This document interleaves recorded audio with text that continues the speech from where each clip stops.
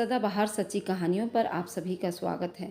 एक दिन मैं कॉलेज से वापस आ रही थी कि रास्ते में दो लड़कों ने मुझे किडनैप कर लिया और मेरी इज्जत लूट ली। मैं रोती हुई घर वापस आ गई, लेकिन मैंने किसी को कुछ भी नहीं बताया। 2 महीने बाद मेरी शादी हो गई, तो शादी के रात में डर के मारे कांप रही थी। जैसे ही मेरे पति ने मेरा घूंघट उठाया तो मेरे मुंह से चीख निकल गई, क्योंकि मैं दुल्हन बनकर अपने कमरे में पहुंची तो खुद मेरा दिल बाहर आने को हो रहा था।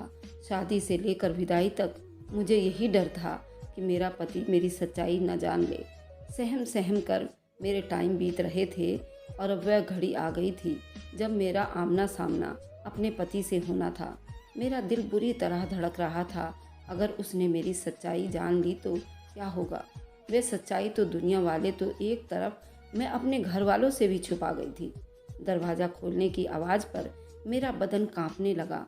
मेरा पति चिल्लाता हुआ मेरे पास आया और मुझे देखने लगा। मुझे उसके यूं देखने से भी डर लग रहा था। दुल्हनों की तरह शर्माने के बजाय डर के मारे कांप रही थी। मेरा पति मेरी तारीफ करने लगा और मेरा दिमाग सुन्न हो रहा था, जबकि मेरे पति ने मुझे पहले भी देखा हुआ था। हमारी शादी से 2 महीने पहले ही हमारी मंगनी हुई थी।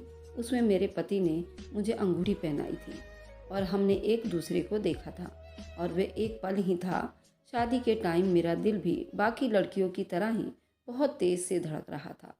मैं शर्माई हुई थी, सबकी छेड़छाड़ सुनती रही, अपने पति की बस एक ही झलक देखी थी और मेरा दिल धड़क रहा था। हालात अगर वही रहते तो यकीनन मैं भी आज शर्माते हुए धड़कते दिल से ये तारीफ वसूल कर रही होती। मगर कुछ दिन पहले ही जो मेरे साथ घटना हुआ, उसने मेरी हंसती खेलती दुनिया को उजाड़ कर रख दी थी।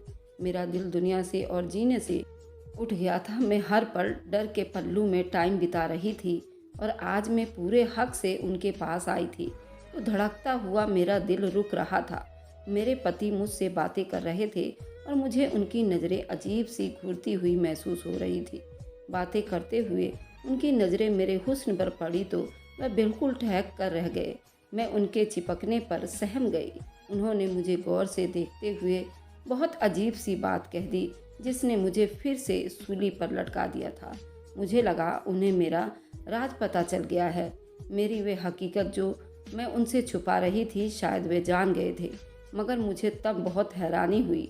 उन्होंने सर झटक दिया और कहा कि मैं थक गया हूँ और यकीनन तुम भी थक गई होगी, तो कपड़े बदल कर सो जाओ। मुझे ये आज्ञा देते हुए सो गए थे और मैं अपनी जगह सुन्न होकर बैठी रह गई। अजीब इंसान था, उसने मुझे छुआ तक नहीं। मुझे इस बात पर परेशानी हो रही थी, मेरा दिल बहुत ज़्यादा भारी होने लगा। मैं अपने कपड़े बदलते ही लेट गई, मगर मेरे दिमाग में ये बात आ रही थी कि पहली ही रात मेरे पति ने मुझे कुछ कहने के और पूछने के बजाय इधर उधर की बातें करके सोने का बहाना बना दिया। पूरी रात मैं इसी बेचैनी में थी और डर से सो नहीं पाई थी। अगले रोज रिसेप्शन पार्टी भी थी और मैं अपने चेहरे पर मुस्कुराहट सजाए बैठी रही। आज भी मेरी सब ने बहुत तारीफ़ें की थी, मैं बहुत खूबसूरत लड़की थी। फिर शादी के हार श्रृंगार ने मेरे होश हवास उड़ा दिए थे। मुझे यकीन था आज मेरे पति मुझे देखकर खुद को अधिकार जताने से बाज नहीं आएंगे। मैं बहुत डरी हुई थी, मगर मैं चाहती थी कि वे मेरी सराहना करें और अपना मुझ पर अधिकार रखते हुए मोहब्बत की शुरुआत करें। इस रात मुझे ज़्यादा इंतज़ार नहीं करना पड़ा था। पति कमरे में आए और उनका मिजाज भी बहुत अच्छा होता जा रहा था। मुझे थोड़ा बहुत डर भी लग रहा था, मगर मैं उनके इंतज़ार में थी। लेकिन उस टाइम मुझे बहुत धक्का लगा जब मेरे पति ने उस पल की रात भी यहाँ वहाँ की बातें करके सोने को कह दिया और खुद भी सो गए। मैं सदमे में घिरी बैठी थी। क्या मुझ में इतनी कशिश भी नहीं थी कि मेरा पति मेरी तरफ ध्यान देता? अब तो मेरा दिल बुरी तरह घबरा रहा था। मेरी हालत अजीब होने लगी थी। पहले ही मेरी लूटी हुई इज्जत का डर लग रहा था कि कहीं मेरी असलियत मेरे पति को न पता चल जाए और मेरी राज ना खुल जाए। ऊपर से मेरे पति का अजीब रवैया मुझे बौखलाहट में डाल रहा था। और फिर इसी पर बस नहीं हुआ। मेरे पति बहुत अच्छे इंसान थे, मुझसे बहुत प्यार से बातें करते थे, मगर उन्होंने पूरा महीना ऐसे ही बिता दिया। लेकिन कोई रिश्ते की बुनियाद नहीं रखी थी। मेरे दिमाग पर बहुत बुरा असर पड़ रहा था। मुझे फिर से अपने साथ हुए घटना की बुरे सपने रातों को जगाने लगे थे। मेरी हालत दिन ब दिन बिगड़ती जा रही थी। मैं हर टाइम डरी रहती थी। तीसरा महीना शुरू हुआ तो अब मेरे शरीर में कुछ बदलाव शुरू हो गया था और मुझे यही डर लग रहा था। मैं चाहती थी और टाइम से पहले मेरे पति से मेरा बहुत अच्छे से रिश्ता बन जाए, मगर ऐसा नहीं हो पाया था और अब यकीनन मेरी हकीकत खुल जाती। मैं बार बार अपने दिमाग पर बहुत दबाव डालने लगी थी। उसकी वजह से मेरी हालत ख़राब हो रही थी। एक दिन मेरी तबीयत बहुत ही ज़्यादा बिगड़ी तो मेरे पति मुझे डॉक्टर के पास ले गए। डॉक्टर ने मेरा चेकअप किया और कहा, जिसका मुझे बहुत डर था। वह बोल रही थी कि तुम माँ बनने वाली हो और मेरी प्रेगनेंसी का अब तीसरा हफ्ता शुरू हो चुका है। और मैं अपने सर को झुकाकर बैठी थी। अब यकीन था कि मेरे पति मुझसे अपना रिश्ता ख़त्म कर लेंगे। अब तो मेरा दिल यही चाह रहा था कि मैं बहुत चीख चीख कर रोऊं, मगर मेरा दिल और मेरी जान बिल्कुल ठंडा हो रहा था। डॉक्टर साहब मेरे पति को बहुत समझा रहे थे कि किसी दिमागी टेंशन की वजह से मेरी हालत बहुत नाजुक है और मुझ में अच्छी खुराक के साथ साथ अच्छे माहौल की भी बहुत ज़रूरत है। वह तो जानते थे कि मेरा ये नाजायज़ बच्चा है। मेरी आंखों में 6 महीने पहले हुई घटना किसी फिल्म की तरह चल रहा था। 3 महीने पहले मेरी सगाई से करीब करीब 1 महीने बाद एक सुबह अपने कॉलेज जा रही थी जब मुझे 2 नकाबपोश नौजवान ने मुझे किडनैप कर लिया था। मैं उस टाइम एक सुनसान जगह पर थी, इसलिए मेरी चीख पुकार की भी कोई फ़ायदा नहीं हुआ था। वे लड़के वहीं करीब किसी जगह से ले जाकर मेरी बेबसी का फ़ायदा उठाते ही मेरी इज्जत लूटने लगे थे। मैंने बहुत ही मिन्नतें मांगी थी। मैंने उनके माँ बहन की भी वास्ते दिए, मगर वह तो बहरे हो चुके थे। मैं चीख चीख कर रोना चाहती थी, मगर मेरी आवाज़ दबा ली गई थी। मैं कुछ नहीं देख पाई थी, ना मैं ज़्यादा कुछ जानती थी। मुझे बस इतना याद था कि एक लड़का जिसने मेरे साथ ज्यादती की थी, उसके पूरे चेहरे पर अजीब सी शक्ल का मास्क से चढ़ा हुआ था और वे एकदम काला शर्ट पहना हुआ था और शर्ट पर अजीब सा कुछ लिखा हुआ था। मगर ये सबूत उन्हें बाद में ढूंढने के लिए काफ़ी नहीं था। उस रोज़ मैं बिल्कुल बेहोश हो चुकी थी। कुछ देर तो मैं वहीं पड़ी रही और मुझे लगा कि मैं मर जाऊंगी। अगर ना मरी तब भी मैं अपनी जान लेना चाहती थी। कुछ देर बाद उन नकाबपोश लड़कों ने मुझे उसी जगह पर लाकर छोड़ दिया जहाँ से मुझे लेकर गए थे। मैं खुद को संभालती रोती धोती हुई घर पहुँची तो छोटी बहन के अलावा कोई नहीं था। मैं अपने कमरे में जाकर बंद हो गई और फूट फूट कर रोने लगी। मुझे गम और परेशानी ने घेर लिया था। रातों को अब मैं बहुत डर जाती और मुझे सपने में वे नकाबपोश नज़र आने लगते थे। अपनी चीखें दबाकर तड़पती आंखों में रात काट देती, मगर कभी किसी को बताने की हिम्मत नहीं कर पाई थी। घर वाले मेरे ख्याल रखते थे और एक हफ्ता बुखार ने मेरे चेहरे की रौनक भी छीन ली थी। फिर धीरे धीरे मैं संभलने लगी, मगर इस सब में वह किस्सा दब गया जो मेरे साथ हुआ था। धीरे धीरे मैं इस तकलीफ़ और उस टाइम से निकलने लगी। मेरा अब उन ख्वाबों का सिलसिला बंद हो गया था। मैंने घर वालों से ये बात छुपा ली थी और ख़ुद को संभाल लिया था, मगर कुछ टाइम बीत गए तो मुझे खुद में कुछ बदलाव महसूस होने लगा। अक्सर मेरा सर चकराने लगा था और मुझे उल्टियाँ आने लगी थी। मैं खुद बहुत ज़्यादा डर गई थी। मुझे डर था कि ये सब उस रोज़ हुए हादसे का नतीजा ना हो। मैं चुपचाप कॉलेज से लेडी डॉक्टर के पास चेकअप करवा कर अपने भगवान से प्रार्थना करने की ऐसा ना हो जो मुझे डर है, मगर शायद भगवान को यही मंजूर था। मेरी रिपोर्ट के हिसाब से यही कि मैं प्रेग्नेंट हूँ। मैं बहुत रोई और भगवान से बहुत गिले शिकवे किए। मेरे साथ ही ऐसा क्यों हुआ? अब मैं कहाँ जाती और किससे अपनी हालत का जिम्मेदार ठहराती? मेरी बेगुनाही और मेरी पवित्रता का कौन गवाह बनता? मैं जानती थी कि मुझे ही गुनाहगार समझा जाएगा। घर आकर मैं गुमसुम सी रहने लगी। घर में मम्मी पापा दोनों जॉब करते थे और छोटी बहन नासमझ थी, इसलिए मेरी हालत को बीमारी का रूप ले लिया था। मेरी दिमागी हालत अब बुरी होती जा रही थी। फिर शादी का टाइम भी आया तो मैं बिल्कुल डर गई थी। क्या मेरा पति मुझ पर यकीन करेगा? कभी नहीं। वह मुझसे रिश्ता तोड़ देगा और मैं पूरे ख़ानदान में बदनाम हो जाऊंगी और मशहूर हो जाऊंगी। मैं डर गई थी। जब शादी हुई तो मैंने सोचा था कि शादी के बाद पति से कह दूंगी कि मैं प्रेग्नेंट हूँ और जब बच्चा होगा तो उसे 7वें महीने का साबित करके ये मामला दबा लूँगी। मगर यहाँ भी किस्मत ने मेरी साथ नहीं दिया और मेरे अजीब पति ने मुझ पर से मोहब्बत के इतने दावे करके, मेरा इतना ख्याल करके भी मुझसे दूरियां बना रहे थे। अब डॉक्टर ने तो हकीकत खोल दी थी। अब मैं जान गई थी कि घर जाकर मेरा पति मुझे पूरा भला कहेगा और मुझे कैरेक्टर लेस साबित कर देगा, मुझे डिवोर्स दे देगा। इन 3-4 महीने की दिमागी थकावट ने मुझे इतना बेकार कर दिया था कि मैं दिमागी तौर पर खुद को हर इल्ज़ाम और हर परिस्थिति और डिवोर्स के लिए तैयार कर लिया था। हम घर पहुंचे तो मेरे पति मेरे कमरे में आ गए और मैं खुद को शोर शराबा के लिए भी तैयार कर रही थी।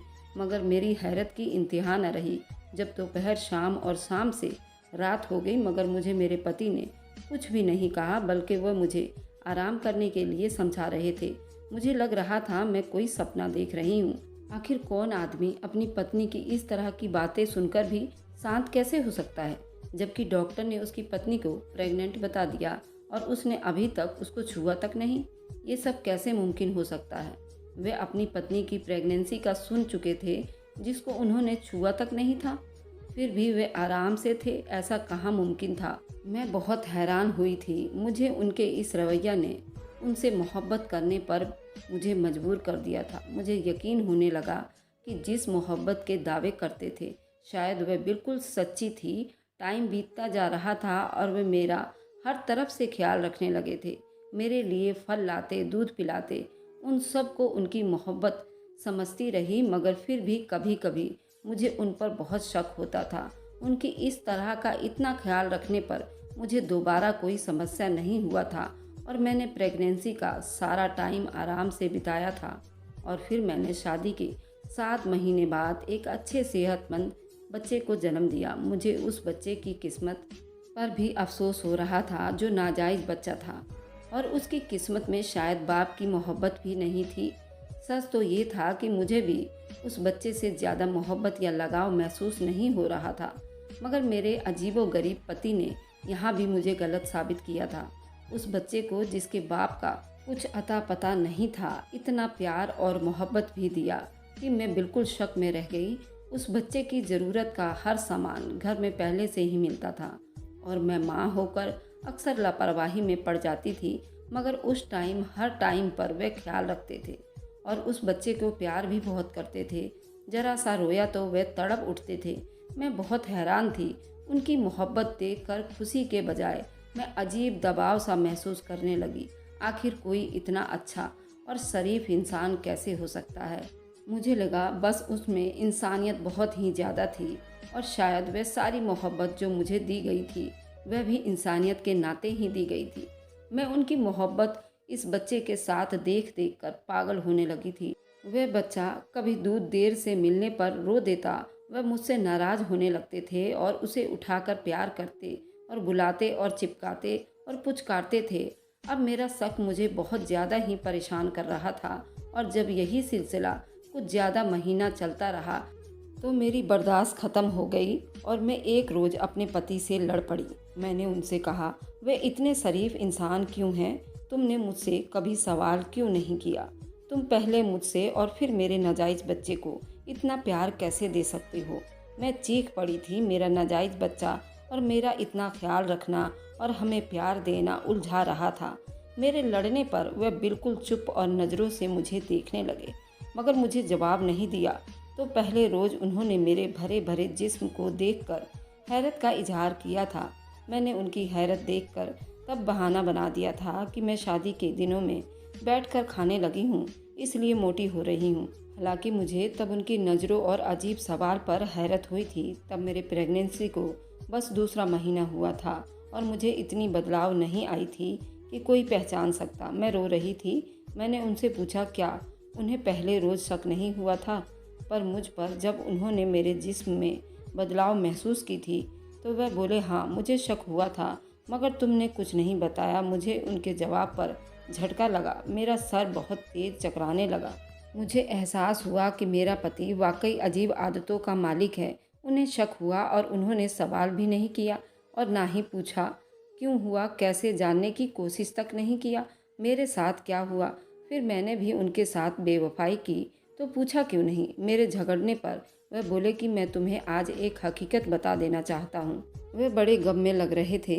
मैं उनके तरफ ध्यान दी थी। मुझे भी अजीब उनके रवैये की हकीकत जाननी थी और मैं इतना तो समझ गई थी कि कोई ऐसी बात है जिसकी वजह से वे ऐसे थे।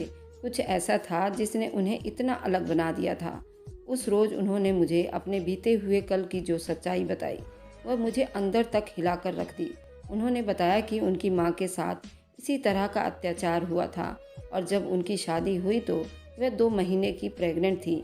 उन्होंने मेरे बाप को ये सच नहीं बताया, बल्कि उस सच को अपने अंदर दबाकर रखा और ब्याह कर आ गई। जब शादी के बाद मेरे बाप को ये हकीकत पता चली तो उन्होंने बहुत तंग किया। उन्होंने मेरी माँ को गलत कैरेक्टरलेस औरत साबित किया था और दिमागी मरीज बना दिया था। अब बात तो ये थी कि वे अपनी पत्नी को छोड़ने को तैयार नहीं थे। अपनी पत्नी को अपनाए रखा, रिश्ते को बांधे रखा, मगर हालांकि मेरी माँ के साथ अत्याचार हुई थी और उनका कोई कसूर नहीं था। वह मेरे बाप के ताने और डांट फटकार सुनती रहती और सहती रहती। फिर मैं पैदा हुआ। मैं नाजायज़ बच्चा था और मेरा मकाम किसी नाजायज़ बच्चे वाला नहीं था। यहाँ भी मेरे बाप ने मुझे बड़ा किया और मुझे अपनाया और मुझे अपना नाम दिया और घर में रखा, पढ़ाया लिखाया। मगर एक फ़र्क रह गया था, क्योंकि मैं नाजायज़ था, मुझे अपनी माँ के पति से सगे बाप वाली मोहब्बत नहीं मिली थी। मेरे पास दुनिया के हर ऐसो आराम थे, मगर बाप का प्यार नहीं था और उनका ध्यान मुझ पर कभी भी नहीं मिली थी। फिर मेरे और भाई बहन भी पैदा हुए। वे मेरी माँ की जायज़ औलाद थी, वे मेरे बाप की सगी औलाद थी, इसलिए उनका मकाम बिल्कुल अलग था।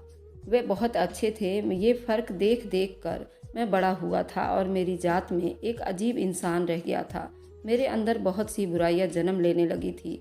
मेरे अंदर औरतों के खिलाफ जहर भर गया था। मैं अपने बाप से अक्सर लड़ा करता था कि जब शादी से पहले उनके साथ अत्याचार हुई तो उन्होंने मेरे बाप को क्यों नहीं बताया। शादी से पहले उनके साथ जब ज्यादती हुई तो उन्होंने मेरे बाप को क्यों नहीं बताया और उन्हें यकीन दिलाने लगी कि ऐसा कुछ नहीं है। मैंने कसम भी खाई और कहा मैं बेकसूर हूँ। मैं नकाबपोश नौजवान को नहीं जानती, उनकी शक्ल तक नहीं देखी। मैं बिल्कुल पवित्र हूँ। मेरा कभी किसी गैर आदमी से ऐसी कोई संबंध नहीं था। मैंने अपने दिल में अगर किसी को रखा तो वह मेरा पति था। मेरे यकीन दिलाने पर भी वे बोले कि जब ऐसा था तो क्यों छुपाया, खुद क्यों नहीं बताया। तुम्हारे साथ तो बहुत ज्यादती हुई थी, तुम खुद भी तो मजलूम थी, फिर क्यों डर रही थी। बात आखिर क्या थी, आखिर क्यों मेरी माँ वाली बेवकूफ़ी दोहराई। मैंने उनके सवाल पर निढाल सी हो गई। मैं उन्हें क्या बताती कि औरत सिर्फ इल्ज़ाम से डरती है। मुझे भी यही डर था कि मुझ पर यकीन नहीं किया जाएगा। मेरे पास कोई सबूत नहीं था। मैं उनको क्या बताती कि आज के टाइम में ऐसे आदमी कहाँ मिलते हैं। लोग तो एक झूठ इल्ज़ाम पर अपना रिश्ता तोड़ देते हैं। फिर मैं तो खुद पर वह सब कुछ भुगत चुकी थी। मैंने उनकी जिद पर उन्हें कहा कि मुझे क्या खबर थी, मुझ पर यकीन करेंगे या नहीं। काश कि आप सवाल कर लेते तो मैं खुद बता देती और मैं कुछ भी ना छुपाती। मुझे अंदाज़ा हुआ था कि मेरा पति इतना बड़ा इंसान तो नहीं, ऐसे करतूतों को मेरी छुपा लेगा, तो मैं इतनी दिमागी परेशानी क्यों उठाती। मेरे रोने पर मेरे पति ने मेरे हाथ थाम कर मुझे कहा कि अब याद रखना, मुझे तुम पर यकीन है, अब ज़्यादा मत सोचो। मैंने उनसे प्यार भरी नज़रों से उन्हें देखा। दिल उनकी मोहब्बत पर खुशी से धड़क उठा था। मुझे लगा आज सब कुछ खुल चुका है। मुझे लग रहा था कि मैंने और अपने पति से अपनी जात, हर पहलू, अपनी बीते हुए कल की सच्चाई एक दूसरे को बता दी है। मगर मैं गलत थी। अभी तो मैं बहुत सी सच्चाई से दूर थी। अभी तो मेरे सर पर आसमान टूटना रह गया था और मैं इन सब से बेखबर और खुश हो गई थी। मेरी ज़िंदगी अपने पति से अच्छी और तसल्ली से बीतने लगे थे। अब मेरा एतबार अपने पति पर कुछ ऐसे हो गया था कि मैं अपनी हर एक बात उन्हें बताने लगी। मैं अपने बच्चे को भी प्यार देने लगी थी और कुछ टाइम के बाद मुझे दोबारा से माँ बनने की खुशखबरी मिली थी। इस दफ़ा ये फ़र्क था कि मैं भी उस खुशी में खुलकर महसूस कर रही थी और मेरे पति के रवैया में तो कभी बदलाव आया ही नहीं था और इस बार वह भी ख्याल रख रहे थे जैसे पहले रखा था। वह मुझे ज़्यादा काम भी नहीं करने देते थे। मैं उनसे छुप कर थोड़ा बहुत घर का काम कर लेती थी, वरना उन्होंने तो काम वाली रख के दी थी। एक दिन काम वाली मेरे बड़े बेटे को संभाल बैठी थी और मैंने सोचा कि मैं स्टोर रूम से सामान निकाल लूँ। वह सारा सामान जो बड़े बेटे को पैदा होने के बाद ज़रूरत पड़ा था और जब वह बड़ा हुआ तो मेरे पति ने वह सब स्टोर रूम में रख दिया। मुझे अब सिर्फ 1 महीना बाकी था। मैंने सोचा कि सामान वगैरह उठाकर पहले से चेक कर लूँ। मैं स्टोर रूम की लाइट ऑन किए पुराने एक संदूक खोलकर सामान निकाल रही थी, जब वहाँ पर पड़ी एक कोने में पुराने संदूक पर मेरी नज़र पड़ी। उस संदूक में एक पुराना पन्नी पड़ा हुआ था। उसे उठाकर सामान में रखा और कामवाली को बुलाकर सामान मेरे कमरे में ले जाने को कहा। वह सर हिलाकर सारा सामान उठाने लगी और मेरे कमरे में ले जाकर बेड पर रख दिया और कामवाली ने वह सारा सामान मेरे सामने रखी। मैं सामान निकाल कर देखने लगी थी। मेरे सामने वह पन्नी आ गया। मैंने उसे खोल कर देखा और उनके अंदर जो सामान निकला वह मेरी तो जान ही निकल गई और मैं तो सर से पांव तक कांपने लगी थी। मेरा दिल डूब रहा था। मैं यकीन करने को बिल्कुल भी तैयार नहीं थी। ऐसा कैसे हो सकता था? मेरा पति तो एक अच्छा इंसान था, तो फिर मेरे सामने पड़ा ये सामान उसकी शख्सियत का कौन सा पहलू था? मेरे पति आए तो मैंने उनका गिरेबान पकड़कर वह काला शर्ट उनके मुंह पर दे मारा। मुझ पर आज सारी हकीकत खुल गया था। वह तो मेरे साथ ज्यादती करने वाला कोई और नहीं था, मेरा अपना ही पति था। मैं ज़ोर ज़ोर से चीख रही थी कि उसने मेरे साथ ऐसा क्यों किया, मुझे दिमागी मरीज क्यों बनाया। वह बोला कि तुमसे मेरी मंगनी हो चुकी थी तो मैं इतना हक रख सकता था कि मैं तुम्हारे साथ कुछ भी कर सकता था। मैं तो अपनी पत्नी के साथ चाहे जो कुछ भी कर सकता था। मैं बस तुम्हें आजमाना चाहता था कि मैं जानना चाहता था कि तुम मुझसे सच्चाई बताती हो या नहीं। उनकी बात पर मुझे बहुत धक्का लगा था। सिर्फ आजमाने के लिए उस इंसान ने मुझे बहुत तकलीफ़ दी थी। अपने पति की सच्चाई जानने के बाद मुझे सारा सीन याद आने लगा था जो मैंने दिमाग और अपने जिस्म की तकलीफ़ सही थी। अगर मुझे उनकी सारी सच्चाई मालूम ना होती तो मैं तो सारी ज़िंदगी इसी दिमागी उलझन में मर जाती। मेरे दिल में उनकी मोहब्बत एकदम से ख़त्म हो गई थी। मेरा दिल कर रहा था कि मैं ये घर छोड़कर कहीं चली जाऊं और कभी वापस ना आऊं। मैंने घर छोड़ने का फ़ैसला कर लिया था तो मेरे बच्चे ने मेरे कदम पकड़ लिए थे। जैसे भी थे, मैं उनकी माँ थी और वह मेरे बच्चे थे, जिसने मैंने नाजायज़ समझकर उसे सही बच्चों की तरह परवरिश नहीं कर रही थी, उसकी मोहब्बत भी ना दे सकी थी। अब तक मुझे उसका दुख हो रहा था। उस बच्चे ने अब तक अनाथ जैसा टाइम बिताया हुआ था। मुझे अपने पति से बहुत नफ़रत महसूस हो रही थी, लेकिन मेरे पास वापसी का कोई रास्ता नहीं था। उसने मुझे बीमार कर डाला था और वह खुद दिमागी मरीज़ था और कुछ भी उसके ऊपर बीती थी। जिस तरह उसका बचपन बीता था, उन सब हालात में उसने अपनी दिमागी मरीज़ को बहुत बढ़ा लिया था। उनके बेचैनी हालत को सोच रही थी कि अगर मैं उनकी जगह होती तो शायद मैं भी इसी तरह दिमागी मरीज़ बन जाती, क्योंकि जब से मेरे पति का साथ जो हादसा हुआ था तब से उन्हें दिमागी मरीज़ बनने में कोई शक नहीं था। अगर मुझे हकीकत मालूम ना हो जाती, आज मैं रो रही थी, बहुत रो रही थी। जिसे मैं अपना पति समझती रही मेरी बर्बादी का जिम्मेदार था और मैं भी उसकी माँ की तरह बेबस थी और उसके साथ रहने पर मजबूर थी, क्योंकि मैं उस बच्चे की माँ थी और अपने बच्चे को छोड़कर मैं उन्हें उनके बाप जैसा नहीं बनना चाहती थी। तो दोस्तों, ये थी मेरी आज की कहानी। उम्मीद है आपको आज की कहानी बहुत पसंद आई होगी। कहानी अच्छी लगे तो मुझे कमेंट, लाइक, शेयर और सब्सक्राइब करना ना भूलें। Thanks for watching. Like and subscribe. Bye bye.